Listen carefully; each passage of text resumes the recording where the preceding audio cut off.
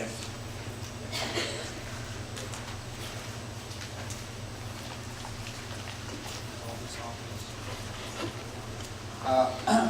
so welcome to Astronomy 111, Section 1.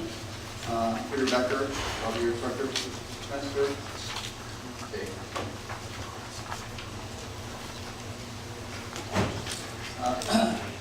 Go over a few preliminary things first.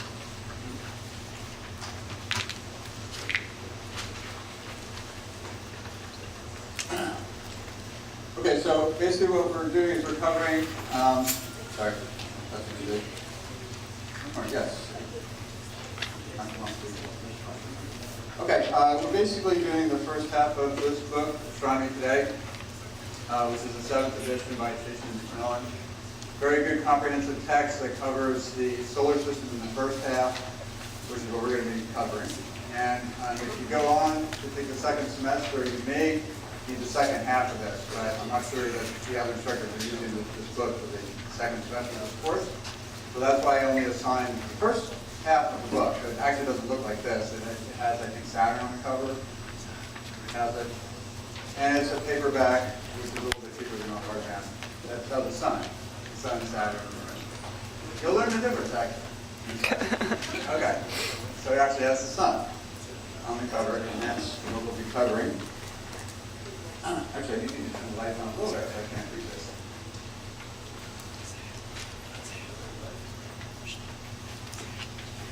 There we go. Okay, so we're doing the solar system in this course. We're also doing the history of astronomy and the kind of prehistory of scientific thought and the development of what we consider to be critical thinking. So there's also sort of a history component to the course where we talk about some historical people like Copernicus and Kepler and other people who played a major role in the history of astronomy, but also in the history of what we consider rational scientific thought and the development of the scientific method itself. If we go back a few thousand years, there really was no scientific method. There really was no concept of the objective reality. Really, everything was completely subjective. So part of what we do in this course is kind of give you an introduction to what the scientific method is and how it relates to astronomy and other scientific disciplines. Okay, we'll be talking about also instrumentation, telescopes, the nature of the electromagnetic spectrum, which is radiation, like the light that we're using to look around in this room, is electromagnetic radiation. But it turns out that there's many more wavelengths of electromagnetic radiation that we can't detect with our eyes. A lot of you are probably already familiar with this, like for instance X-rays. You go to get an X-ray at the doctor's office or the dentist's office. That actually is electromagnetic radiation of a wavelength that's so short we can't detect it with our eyes, but it still interacts with our bodies. And it turns out that astronomical objects actually emit all sorts of wavelengths of electromagnetic radiation, not just visible light. So we'll be talking about the importance of having detectors that can observe and detect in these wavelengths that are invisible to the eye, because they teach us special things about different astronomical objects. Okay, so let me start moving through some of the background information about the course itself. So here's my office in Planetary Hall, which is used to be called Science and Tech 1. It's right across from the Johnson Center. And I will be doing these office hours. Probably be a good idea to just send me an email or something in advance just to make sure I'm not distracted by some other duty at the time. So I want to make sure that I am there when you need me. All the scheduling information is in the syllabus. The lab is an associated course, but it's not actually directly connected to this course. The Lab 112 is a completely separate course, separate one-credit course, separately graded, and I don't have any control over enrolling those sections. It is a good idea to take them both at the same time because there's big overlap of material, so the learning is very more efficient if you both at the same time. There's a little bit of a synergy between the two classes, but they are actually separate classes. And as a matter of fact, you may not even need to take the lab. It depends on the details of your major requirement. You might be able to do like 7 credits of science rather than a full 8. So you need to do that with your advisor in your major field. Okay.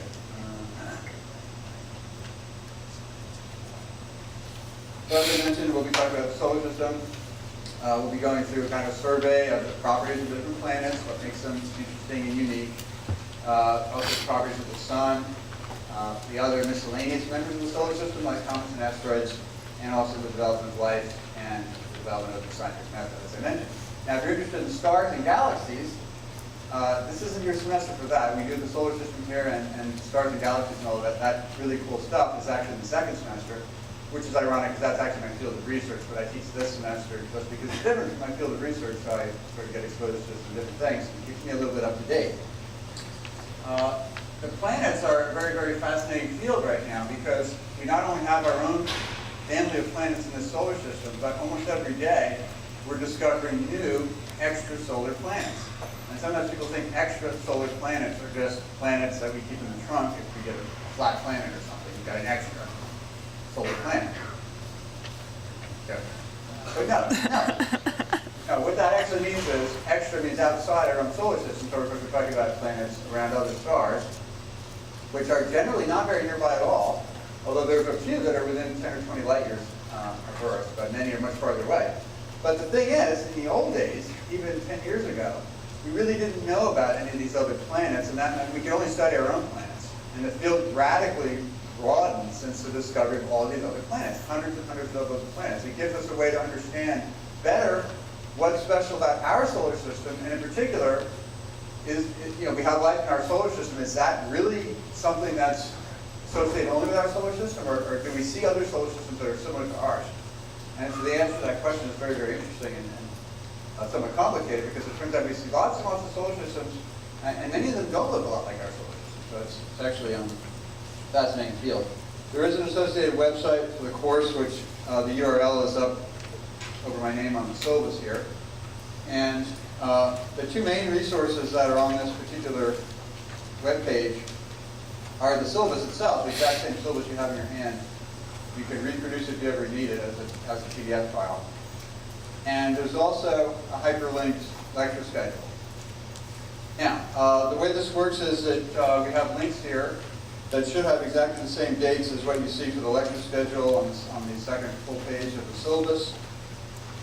And the course is very tightly sequenced because it is a large class, it's actually the largest class at the university. So we have to stay on schedule, and we have to basically do things according to the plan, and the exams are on specific fixed dates. And I know from experience that we are going to cover the material we need to cover by those dates, barring some kind of hurricane or something like that, which has happened. Yes, derailed my carefully manicured plans. But anyway, so what we see here is pretty much a duplicate of what you see in your hand. The actual chapters and page numbers out of the book are given. It's a good idea to pre-read coming into the class, because things will make a little more sense to you that way. I use PowerPoint, and a version of the slides is available on these reddish colored links here. Now, it's fairly close to what I do in class. It's actually not guaranteed to be exactly the same. And that's sort of by design, because I really want people to come here. And I found that if I sort of make it too precisely exactly what I do, it's kind of discourages attendance. So I'm kind of trying to strike a middle ground where I give you enough material that you can print it out in advance if you want to, and then annotate according to the important points, which I almost always point out. This is an important point. I mean, it probably will be on an exam or something like that. But these are PDF files, so you actually, these days with editable PDF, I suppose you could just edit the PDF if you didn't even want to print them out. So it sort of gives you a leg up on note-taking in the class, but it's not a complete free-for-all in terms of exactly what I'm doing. But I do recommend that you utilize those. There's actually also, I forgot to mention, there's links to the publisher's website off of that same, the right-hand links actually go to specific chapter sites in the companion website to the book.